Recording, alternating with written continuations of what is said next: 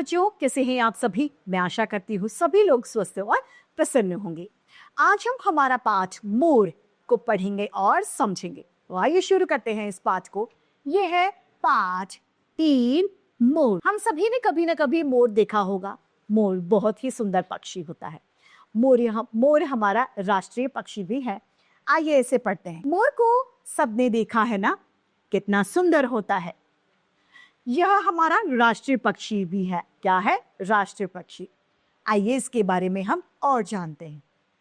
मोर की गर्दन थोड़ी लंबी होती है। गर्दन समझते हैं, नेक, वो लंबी होती है। इसका फिरोजी रंग बहुत सुंदर लगता है। मोर किस रंग का होता है? मुख्यतः फिरोजी का रंग। वैसे मोर रंगीन होता है, लेकिन फिरोजी इसका मुख्य रंग होता है। जब काले काले बादल घिर आते हैं और ठंडी हवाएं चलने लगती है तो मोर खुश होता है और अपने पंख फैलाकर वो नाचने लगता है। नाचने की क्रिया यानी नाचने का काम यह अपने पैरों को पटक पटक कर करता है। यानी वो पैर अपने बार बार एक स्थान से दूसरे स्थान पर पटकता है और नाचता है। नाचता हुआ मोर बहुत सुंदर लगता है। मोर कीड़े मकोड़े, सांप और कुछ अनाज खाता है। यह जंगलों में और कुछ निर्जन स्थानों में, यहाँ जहाँ निर्जन यानी जहाँ पर लोग नहीं रहते, वहाँ पर पाया जाता है। हमारे शास्त्रों में कार्तिकेय यानी भगवान शिव के जो बेटे थे कार्तिकेय, उनका वाहन मोर को माना गया है।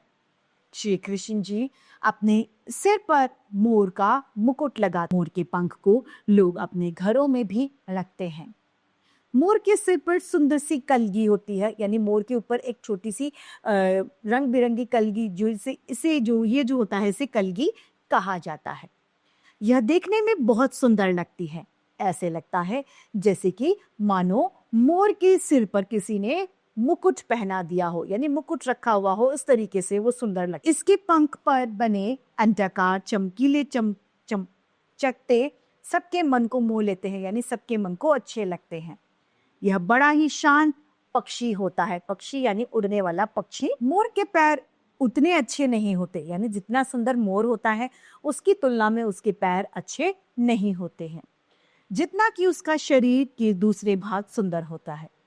वर्षा ऋतु मोर को बहुत प्रिय होती है, यानी बारिश उसे बहुत अच्छी लगती है। वह कै कै की आवाज करके नाचने लगता है।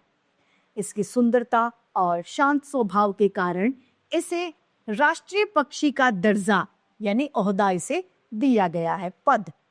बच्चे और बड़े दोनों ही इसे देखकर बहुत खुश होते हैं। इस समय हमारी सरकार ने सभी तरह के पशु पक्षियों के शिकार करने पर रोक लगा दी ताकि वे सुरक्षित रह सकें, यानी उनको मारा ना जा सके। पशु पक्षियों को हमें अपना मित्र बना लेना चाहिए।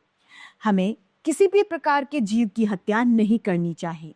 आज अनेक पशु पक्षी अंधाधुंध शिकार करने के कारण नाम मात्र ही बच गए, यानी वो देखने को अब नहीं मिलते, क्योंकि उनका शिकार ही इतनी ज्यादा मात्रा में हो रहा है कि वो अब बचे ही नहीं हैं। इसीलिए उनको बचाने का हम सबको प्रयत्न यानी प्रयास या कोशिश करनी चाहिए। इसी के साथ हमारा ये पाठ मोर समाप्त होता है। मैं उम्मीद करती हूँ सभी को ये समझ में आया होगा। आज के लिए इतना ही, फिर मिलते हैं। धन्यवाद।